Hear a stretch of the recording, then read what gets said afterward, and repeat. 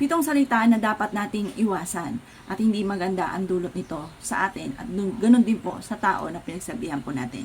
Unang-una mga bossing ko, napakamalas at wag na wag niyong gagawin mga bossing ko ang manalangin na masama sa inyong kapwa. Lalo-lalo na yung karmahin ka, yung mga salitang ganyan, karmahin ka. Dahil nagalit ka sa kanya kung ano na mga pinagsasabi po ninyo. Hindi po maganda po yun. Maaaring tumalab sa kanya or maaaring tumalab sa kanya pero may talab din sa inyo. Kasi nakagawa siya ng kasalanan sa inyo, nanalangin ka ng masama, tapos tumalab ito, gumawa ka rin ng kasamaan dahil nanalangin ka sa kanya ng masama, dalawa kayong kakarmahin. Kaya pangit yung salita ng ganon. Kung halimbawa man siya ay may ginagawa sa inyong kasalanan, di sabihin nyo na lang, bahala na ang Panginoon, yung mga ganon. Huwag ka na lamang magsasalta ng mga negatibo na karmahin ka, ganito ang mangyari sa inyo, kasi negative po yun. Yun ang kalimutan po natin, yung mga panalangin ng masama sa tao. Na mananalangin ka na karmahin ka, kakarmahin, pagdating sa usapin ng mga anak, hanggang sa kanununuan, yung mga ganon. Hindi po maganda po yun mga bossing.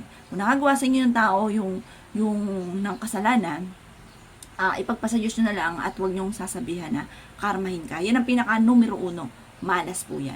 Pangalawa mga bossing ko, yung salita na panalangin na mamatay ka na. Yung ganon. Halimbawa, galit ka. Galit ka sa kanya, tapos nanalangin ka sa kanya ng ganon mga bossing dahil sobrang galit ninyo. Kasi di ba ganon naman talaga. Kapag halimbawa, galit na galit ka, kung ano na mga lumalabas inyo pong bibig. Pero yung ganon salita, isang malaking X po yun. Huwag na huwag nyo sasabihin yun sa inyong kapwa. Lalo na rin po yung mahal nyo sa buhay or kaya basta sa ibang tao or kaya sa kapwa po ninyo, wag na wag nyo sasabihin po yun dahil isang malaking X po yun kapag ikinanalangin nang mamatay ka na. Kasi pag po yun nangyari nga po yun, ewan ko na lamang, pwera na lamang kung talagang masama kang tao.